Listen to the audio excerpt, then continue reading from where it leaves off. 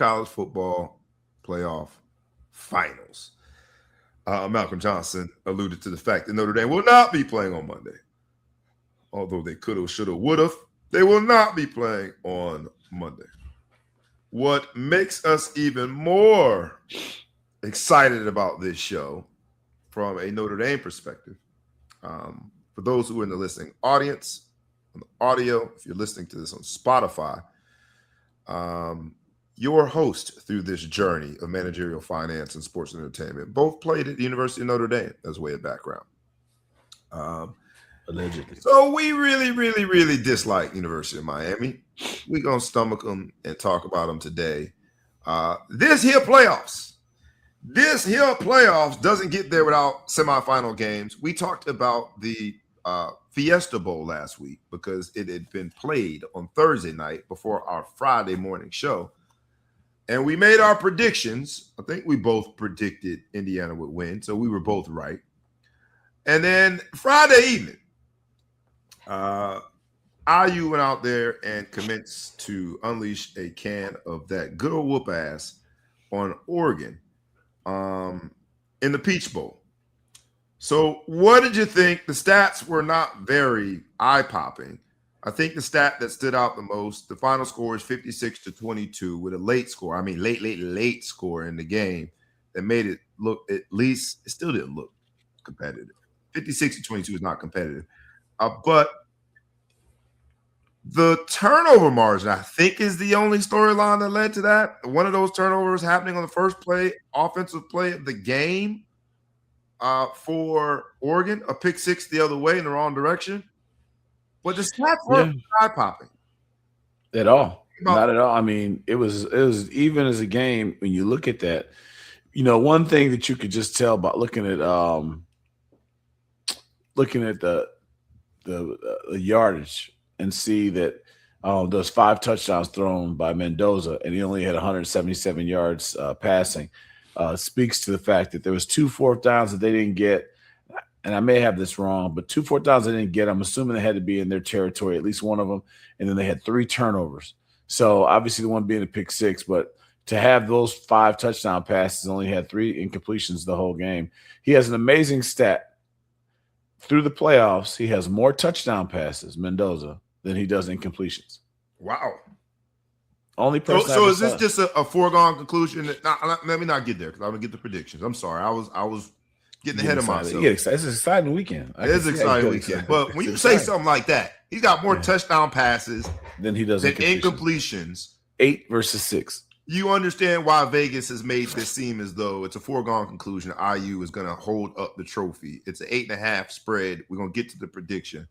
But what from that game, so lopsided, was it more Curt Cignetti and his amazing leadership style being so that you have a Mendoza that goes and wins the Heisman, leaves from Cal as a marginal player at best and becomes the best player in all of college football, such that in these playoffs he has more touchdowns than he has incompletions? Or was it just Oregon being Oregon? Because the one thing a duck gonna do, you know what they say, walk like a duck, quack like a duck. That mofo is a duck. And the Oregon Ducks seem to, over recent history, they seem to have a great team that fizzles out. They did it last year. They did it this year. Was it more of Oregon being Oregon, or is IU just that dominant this year? You know, it seems like the IU makes the right plays at the right times. They get pressure at the right times. They dial it up at the right times. They make some big plays. Mendoza is just so efficient. 17 of 20. I don't care, what the yardage is. When you only have 3 incomplete passes, when you draw up a play in the huddle and it works all but 3 times when it's a passing play, that says something. You know what I'm saying? When you protect the ball, it says something. You finish the plays. It just seems like they're so prepared. Now, what's amazing to me, there's a lot of news to be said. I don't want to get too far here. A lot of news to be said about the fact that the average age of their team is 23 years old. The average age of the Packers that we just beat was 25 years old. And you got to think there's a bunch of freshmen on that team. There's a bunch of 18-year-olds that could be bringing that number down. So that means there's 24, 25-year-olds on that team. They have more 6-year starters than they do underclassmen starters. So that's a big one. I've heard that they only practice an hour and a half for practice. So I don't know if it's just that the experience is that great. Just some JMU guys, they're still there, but I don't think that's the bulk of their team. But I don't know if it's just you have that much experience that you just don't really need to do it. But they just play well. I mean, they They they do. they play well and they do things the right way. And it's like a when you watch a 4x1 relay, you see that team that just has a perfect exchange every time. And they just keep clicking into the race. And sometimes that beats the raw speed that fumbles around and has to get slowed down. Hold up, They've man. been Hold playing up, man. flawless Thank you, football. man, for the shout out. You know, I'm a track coach, a track enthusiast. You just gave me a a shout out for track. Okay, I I like the mean, reference. I gotta call it what it is, and I just think it when I was surprised this morning. Everybody, we do this show. You don't know how much time Bobby and I spend pre-show looking up information just to make sure we're a little tighter.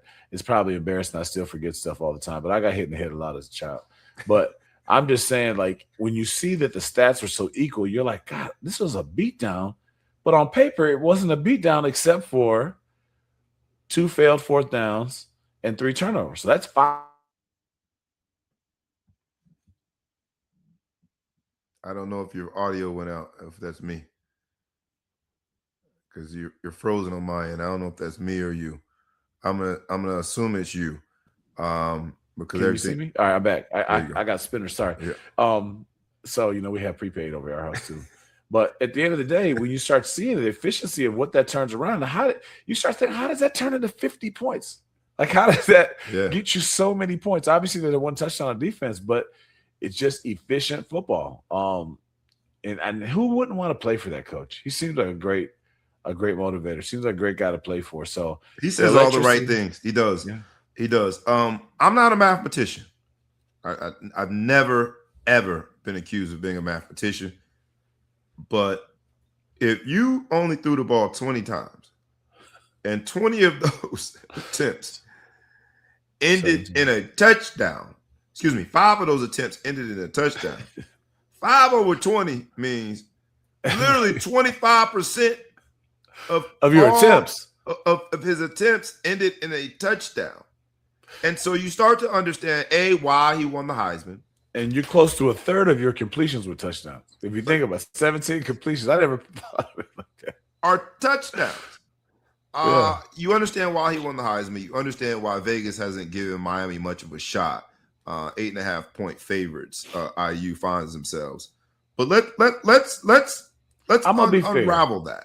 I'm Let's gonna be fair. Go And ahead. I'm gonna say it would be a big mistake to think Miami doesn't have a chance. That would be Well, a big Miami's mistake. got some impressive numbers too. Malachi Tony broke all the ACC freshman records. He's got 99 receptions. Now, it's going to sound like I'm being a hater, and I'm not. It's going to qualify. They do run him on that wide receiver screen as a staple to their offense. So So it's like a carry. it's kind of it's a run replacement. Now he does amazing things with it when he catches it. So again, he's just short, I think, of 1,100 yards. So they've got people putting up numbers too.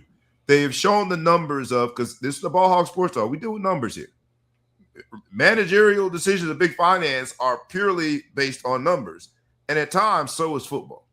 They have shown the discrepancy in terms of size of linemen, offensive linemen for University of Miami versus defensive linemen for IU. And I think the two bookends, the two defensive ends from Miami are best in business. Where was the advantage when it came to size? Miami's offensive line is significantly bigger than IU's defensive line. Because those D linemen, they get after the ball. That's my spot. They get after it. But they're smaller. They are smaller. They are effective. Hence, they have the longest winning streak in the country. Last time they lost was to Notre Dame. I know. I love how Notre Dame always finds a way into the story. That's how we do it. We're on your ass and on your nerves. My Notre Dame glass, my Notre Dame hat. Yes, indeed. I'm still bitter, man. I'm trying not to be, because we should be looking forward. It's supposed to be spilt milk, water under the bridge, all of them things. But I'd be dishonest if I said I wasn't bitter, because I'm looking at this Miami team. I'm thinking we had the best running game. We should be here. But I digress. Do you think that this becomes, because all fights, right? It's the tail of the tape. Fights come down to matchups. How do you think Miami matches up with IU? And please chime in. For those of you who are watching the live audience, please weigh in. Like we ask you every week, please like, comment, share, tag a friend, tag a foe, tag anyone that you know. And please subscribe to the YouTube channel and to the podcast. My man Hawk in the building. That's the president of our youth football organization. What's up, Coach Hawk? Is in the building. He says Mendoza has been consistent throughout, not only against Oregon, but against Ohio State and Alabama as well. And I concur. So think of that level of consistency. When it comes to coaches, while, we can say what we want to say about Mario, and shout out to him. I woke up at 3 o'clock in the morning and turned on, and guess what's on? 30 for 30 The U. And Mario Cristobal is commenting about those days. It was the original 30 for 30 The U, so it's like late 80s, early 90s. It went from Howard to Jimmy to Dennis Erickson, that era. And Cristobal was featured on that 30 for 30. Fast forward, and now he's the coach. So if you think of the consistency, you think of the discrepancy, while Mario Cristobal is given a lot of credit for getting the U back to where they are, he's not mentioned in the same category in terms of leadership as Curt Cignetti. Do they have a chance, Big Flow Show? Or should we just turn the TV off? When you talk about matchups, you talk about Indiana, who plays pretty mistake-free football. If we're fair, I didn't look at the penalties.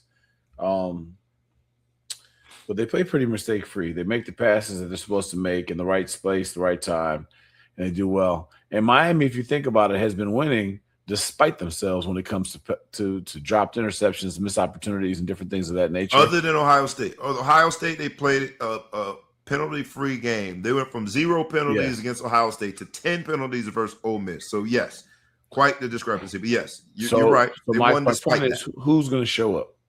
Who's going to be at the game? And let's see if I can find out the penalties. But, who's going to show up at this game is which Miami we're going to see. I think Miami's tough, and Indiana looked real tough the other day. But Miami's they really bullied Ohio State. They were real tougher than them. So I would say it would be a mistake to go to sleep it lightly. But I do not. They bullied Ole Miss too up front. They bullied Ole Miss too. I don't see Cignetti taking anybody lightly. I think his team is going to be prepared for sure, but I think it would be a mistake to think this is going to be a cakewalk.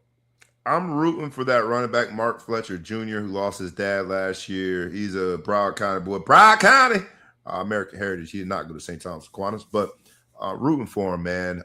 But I don't know. We asked last week. I asked you to assess, and I actually need to put it out this week. I'm putting this out along with whether or not the U is a Cinderella team, or can we say definitively with some bass in our voice, the U is back, baby, because the 30 for 30, the U came on. And you look at the bravado, you look at the smoke, you look at the swagger. We created swagger is what they like to say. Some of the swagger is back. Is the substance there to follow? Because you now are in a situation where you are playing against a team that has played mistake-free football, that has just as much in terms of storyline. The U being back is one thing, but IU just winning a Big Ten championship, IU being in the national conversation, IU having a Heisman Trophy winner the first time ever, IU winning a national championship has just as much of a storyline as the U being back. So who you think wins, right? There's an arm wrestling match. The U being back, the 30 for 30, the swagger. They are playing a home game, and yet they're an 8.5-point underdog. That's a home game. It's in their stadium. IU is going to travel very well. There have been all of these attempted communications about being strategic about how they release secondary tickets. IU's going to travel well because they don't do this every year. And they have a very, very loyal following. And it's cold up here. They get to go to Miami. Yeah, they don't get to go every day. They're going to go down to Miami and hang out a little bit. Do we tune in because it's going to be a good game? Give me your prediction. And I want to hear, for those who are watching the live audience, who wins and why? I'll start with you, Big Flo. I believe IU is going to win the game. I don't think it's going to be a blowout. I think there's going to be some tests along the way. Um, Miami's going to have to create some turnovers and see if they can rattle. Mendoza's kind of been uh, flawless under pressure. He's not the most athletic, but he's scrambled when he Home needs game to. for him too. He originally from Miami. He back Yeah, home. Him back home. from Miami, from up the street. I think he went to whatever high school is in Coral Gables. I mean, like, he wanted to go there. There's a lot of storylines there. I think there's another storyline that I just heard the other day. The defensive coordinator for Miami, and I should have that teed up, but I don't. Was The on man the with the big old beard. I don't was on remember the his name. He was a D coordinator for JMU, so he's really good friends with the offensive coordinator. They battled in practice. They battled, schemes. They should know how to. One should know the weaknesses of the other. So this should be a very, very interesting matchup. Shout out again to JMU and what they've done to get significant players on both sidelines, significant pieces on both sidelines, And players. They've got players that they've done a good job. Yeah. So I'm still going to go with Indiana. I think that they're there. Miami has a hell of a storyline. The fight, the scratch, the Cinderella story that's going. It should be a good one. I don't think it's going to be a blowout, but I do believe if I was a betting man, I would not bet Indiana to cover. 9.5 points seems quite a bit to me in this type of a game. I had to leave this question up. Hawk, man, you come, you don't come all the time, not a frequent guest, but one of our live audience members, for good, the genius, the oracle himself, Coach Hawk, asked, would IU be considered the best Indiana team in football for good? Oh my gosh, is that where we are at Notre Dame? I'm going to answer emphatically no. When you rode to school, was your bus long or short? You put him on the short bus for the question. How many people? Hey man, look, bus? I will say this though. IU is officially a part of everybody's conversation when it comes to college football, as long as Curt Cignetti stays there. I hope Curt Cignetti takes a better route in terms of his decision making and his decision to stay at IU than my man Hawk went to Rutgers. Then Schiano did. Schiano had the keys to the kingdom. Schiano had the state university eating out of the palm of his hands at Rutgers, decided to go chase the shiny red object in the NFL. And now he's back, and I don't know if he'll ever be able to recapture that momentum. I use that example only because my man Hawk is the one who asked the question about Curt Cignetti. But I use that example because I think that the momentum that Schiano had at Rutgers pales in comparison to a Heisman Trophy winner and being in a national championship where Curt Cignetti has IU, but very similar, right? Not only do they wear the same color, but out of nowhere, Rutgers all of a sudden was a formidable college football place and destination for top recruits. Schiano posted billboards on I-95 in South Florida. He figured it out. And yet the shiny red object called the NFL called and he left. I hope Curt Cignetti doesn't do the same thing because there's something pure about him being at IU and what he's been able to establish there from literally bootstrapping it. Now the transfer portal and the fact that they got a lot of money helps too. But I hope that he stays there because I think it's good for college football that we have this parity. And Curt Cignetti, I think, is a large part of why all schools think that they got a chance. He re-upped, which I think was a great backed sign. Up the Brinks truck. You better believe. He re-upped early, so there's no distraction. Like if you look at how I wonder if he got one of these gold chains. Had the distraction of coaches out the door. He re-upped. I think he showed a different way. Saying old is better. So, when we were coaching youth football, we used to play against different local leagues here.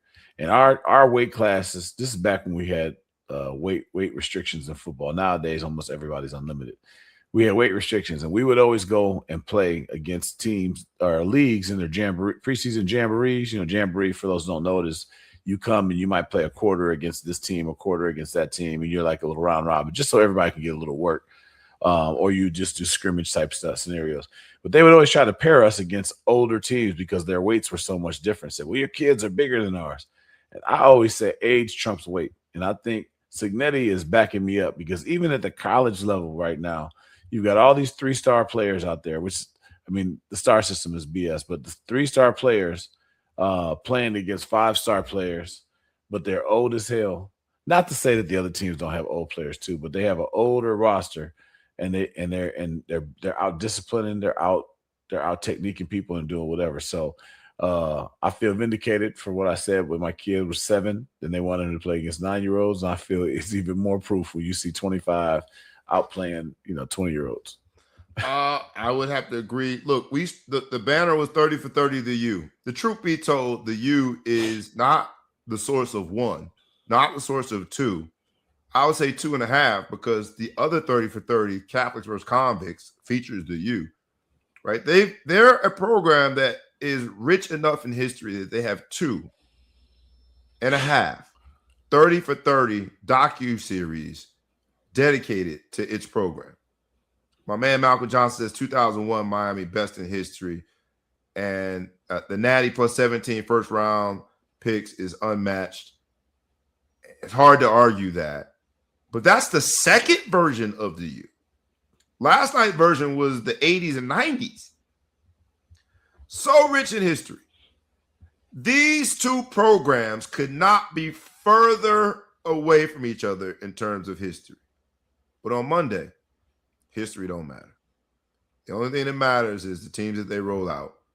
And I did see my man, what up, Chu Fu from Louisiana? Chu Fu in the building.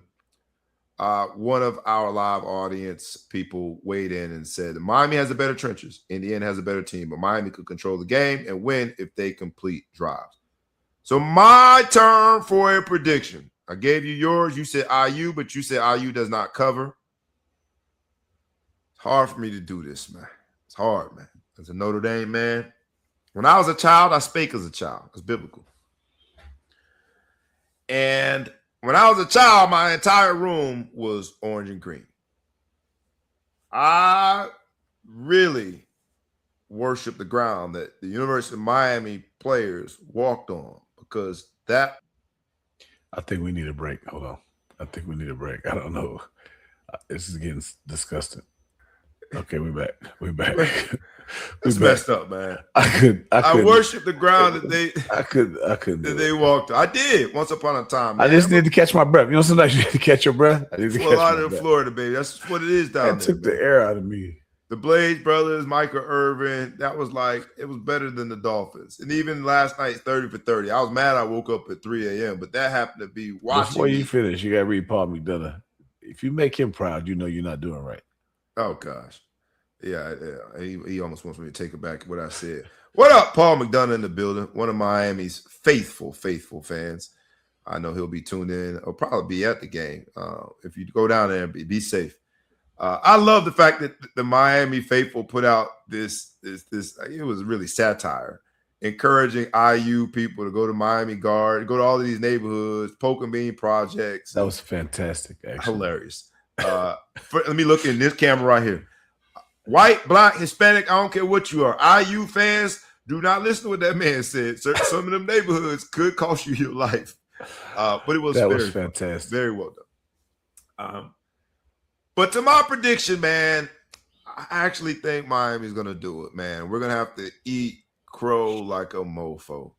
I think they're going to do it because they normally the two most dangerous groups of people are the group that has nothing to lose and the group that has everything to lose. IU is not solidified in their position in terms of being a powerhouse in college football just yet. Some of the IU fans and alumni are still shocked that this man has been able to do what they have to do. So I wouldn't put them in the category. Same with the Miami fans. Keep going. Fair. I wouldn't put them in the category of they've got everything to lose because they aren't solidified yet, and they're still shocked. They're still happy with being there. I would say Miami has nothing to lose because they ain't back yet. While we teased it last week, and you said it. You finally sound like a Yale and Notre Dame grad. But go ahead. They ain't back yet, but they've got nothing to lose because they're 8.5-point underdog at home.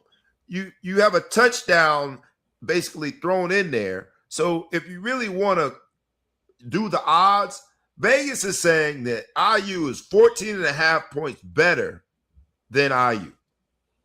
Excuse me. That IU is 14.5 points better than Miami. Mm-hmm. So that gives them the underdog status. What?